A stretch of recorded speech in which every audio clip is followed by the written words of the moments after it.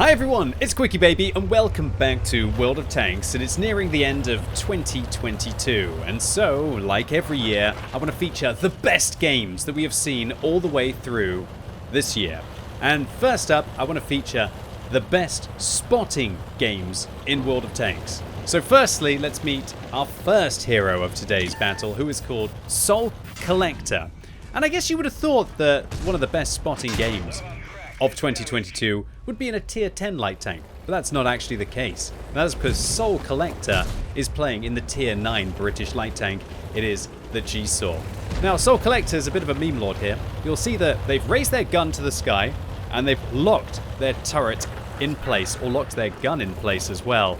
I guess they're saluting the gods and hoping that they're going to bless them with all of the vision that they need to be able to get through this game. Now, the G-Sow, a half decent capable light tank. It's got a nice pokey gun. This 20-pounder actually has decent penetration on both of its rounds. Better penetration than some tier 10 tanks like the T100 LT, for example. But it doesn't really hit that hard. 230 is nothing really to write home about.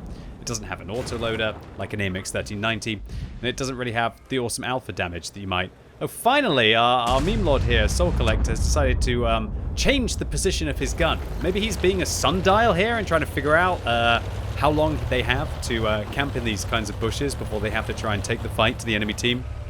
What was crazy about this game was that Soul Collector actually ended up losing 80% of their hit points earlier on in the battle. Now, that would be nice if it was maybe to try and proc something like Adrenaline Rush. It's not really going to help you when you're trying to get the most spotting that anyone has managed to achieve in World of Tanks over the entirety of the year.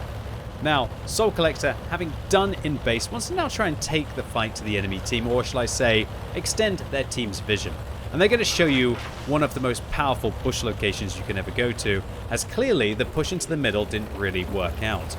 I expect that Soul Collector is probably taking coated optics along with a commander's vision system for this build, and whether they're taking exhaust or vents will probably be preference, although I do think with the kind of camera rating that G-Sow, what the Soul Collector had in their G-Sow there, they might be taking vents instead of the exhaust, because they did get caught out quite badly at the beginning of this game. Isn't it just so wonderful when your team actually shoot for your spots? And I think this video today is going to make quite a lot of you very jealous, because let's just say in both of the games that I'm going to be featuring today, there is quite a lot of good team play shooting for the two scouts that we're going to have, our two heroes today. And this is just what light tank Malinovka 101 is like when you spawn towards the south. If you can get into these bushes here and you just slip your way through, oh my goodness, it really works out. Just look at the spotting racking up here. That's the entirety of a T-57 Heavy who just got blapped by an FV4005 who is still sitting in base. Soul Collector is pinging the map to let his team know where, I guess, the 1390 is on the enemy team. I guess hoping that maybe his platoon mate, who's playing in a Leopard prototype whose name is Tramsy, would maybe try and blind fire the AMX 30. Now up to 7,000 spotting already in the first 3.5 minutes of this game. I guess you maybe thought that these biggest spotting games of the year were actually going to be quite slow. Quite often, they're actually not. I watched a bunch of them, and I picked a few of my favorites, including the next game, which you'll have to wait just minutes to see.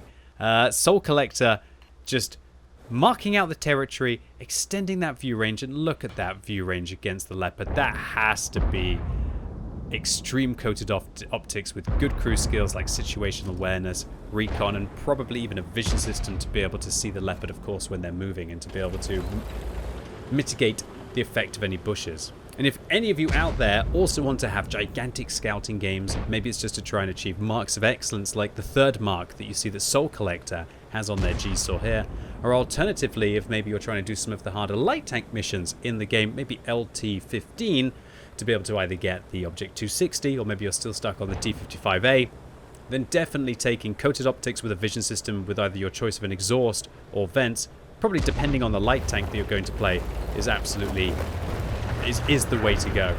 However, Soul Collector didn't actually get any of the vision against the FV4005 there, so they're going to now turn it up to 10. Even though they only have 166 hit points, Soul Collector's going to keep going. I can imagine what Soul Collector is basically playing this game hard mode here right now. They must have their right mouse button held the entire game. Maybe they're trying to make a statement, you know? Maybe they're trying to make a statement that you don't need a gun in a light tank when you spawn on something like Malinovka. They're just really showing off at this stage. And look at this, 12,000 spotting.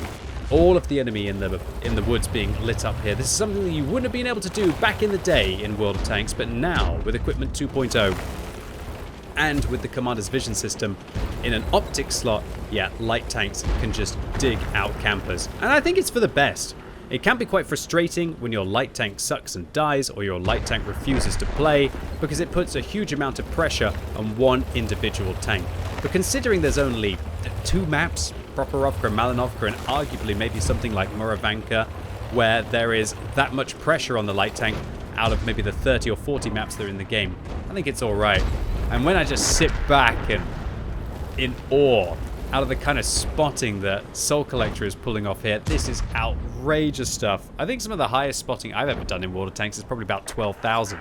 Well, Soul Collector has nearly added 50% onto that, as they are now up to 16,000 spotting, showing you that knocked down trees are just as useful as bushes for trying to catch a glimpse at your opponents while remaining hidden. Alright, Soul Collector, take it away. You're up to 16k, but this is meant to be one of the highest spotting games of the year. Surely there's going to be a little bit more. As their friend Tramsey manages to shut down the TVP for their vision, now they're getting 700 assistance against the STV-1. Are they going to get more on top of that? Another 400, another 1,200. That was the entirety of the Japanese medium tank getting dealt with by their team. Up to 18,700 assistance that we've seen. Make that nearly 19,000. And there's the 1390 who was AFK pretty much in the bush for the most of the battle. And really, it is light tank difference here. And how very fitting it is that Soul Collector, I guess, collects the soul of the 1390 on the enemy team to be able to secure now 20,000 spotting. And they never lowered their gun for the entire battle. Job done.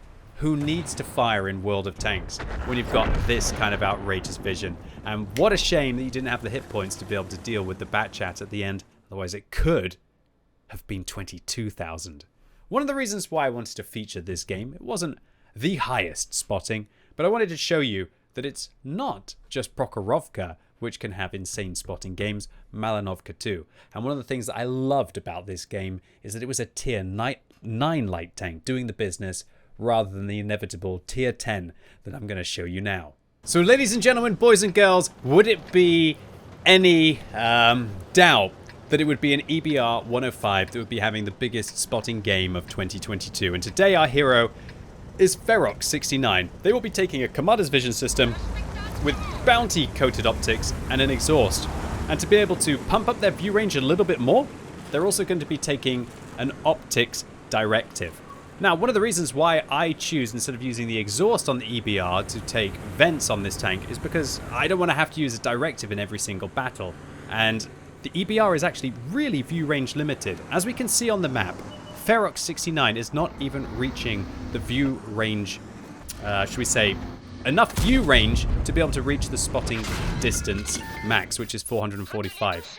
Now, of course, you want to go above 445 meters view range if you can and your vehicle's able to, because that view range counters the enemy's camo rating.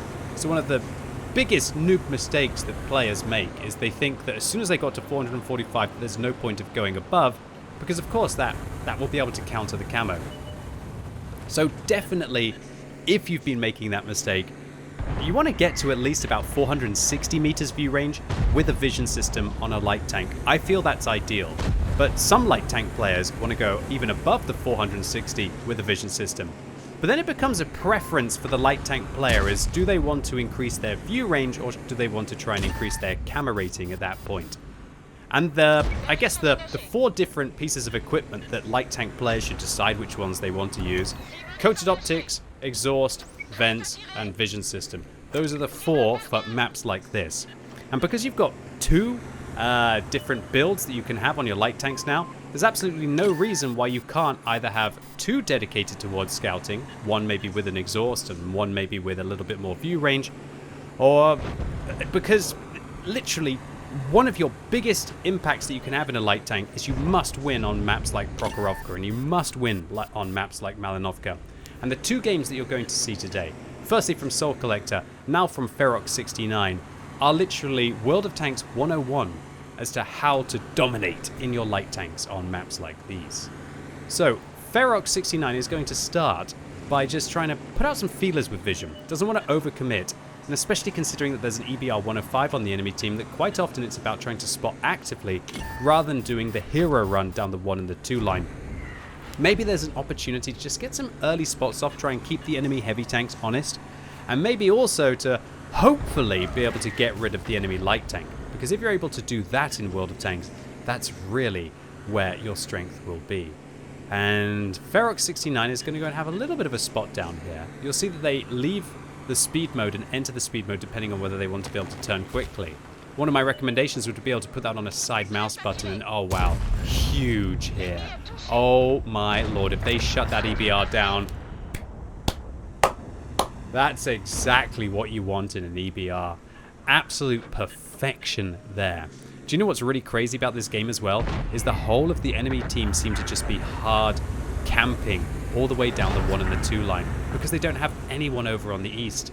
And so now, Ferox69 pretty much has the entirety of the enemy team in front of them, and he's the only light tank left in this game.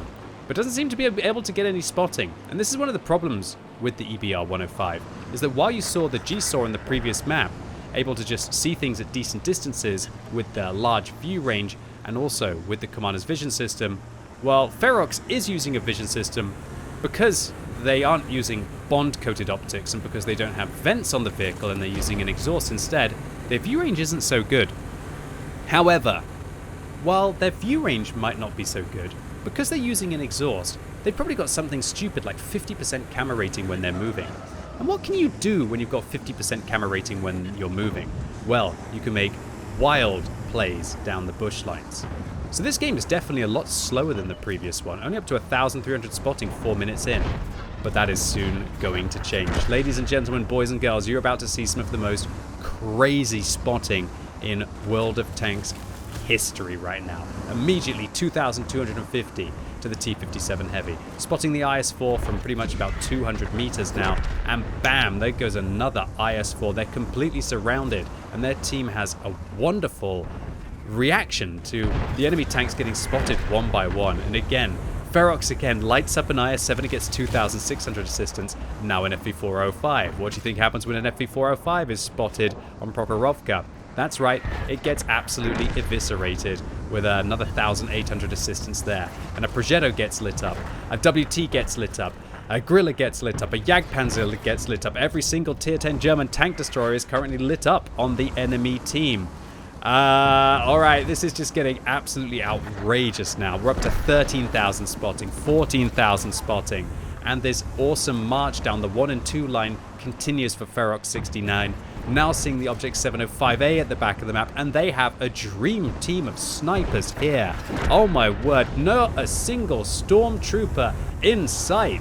But the E3 is still hard to be able to dig out right now. The WT gets spotted, the artillery gets spotted, and the E3 on full health gets spotted. 17,000 spotting, 18,000 spotting. Is it going to be more? 19,000 spotting. Nearly up to 20,000 spotting now, ladies and gentlemen, boys and girls. And Ferox is going to go in and try and do some damage as well to the Progetto. Are they going to die in this situation? Luckily, the Progetto whiffs the shell. And finally, the E3 and the Progetto has found a position where they can actually avoid any more damage taken.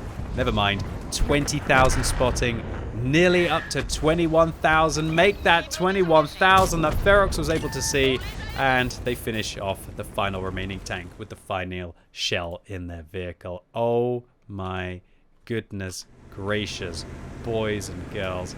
What an absolute outrageous light tank game. And this was the highest spotting that anyone's been able to achieve outside of a clan war setting in World of Tanks in 2022. So, the final tallies here. Soul Collector, 21,190 on Malinovka. That grants them 133,000 credits profit. Not a bad effort. And Ferox 69, drum roll please, as Ferox smashes what is it going to be? 22,411, which was the most spotting that anyone has achieved in 2022. And that gives them 142,000 credits profit. Those are some outrageous numbers. And these kind of numbers are why it's really hard to be able to get 3 marks of excellence in your tier 10 tanks, light tanks specifically, because it's quite often, do you get that magical run of games on Malinovka or Prokhorovka in your light tank? And even then, when you get on those kind of maps, do you get a little too excited? Do you get those kind of dream scenarios? Do you get players on your team who maybe can shoot, or do you get the players on your team who can't shoot? Does the enemy light tank make an awful mistake and then allow you to take over the game?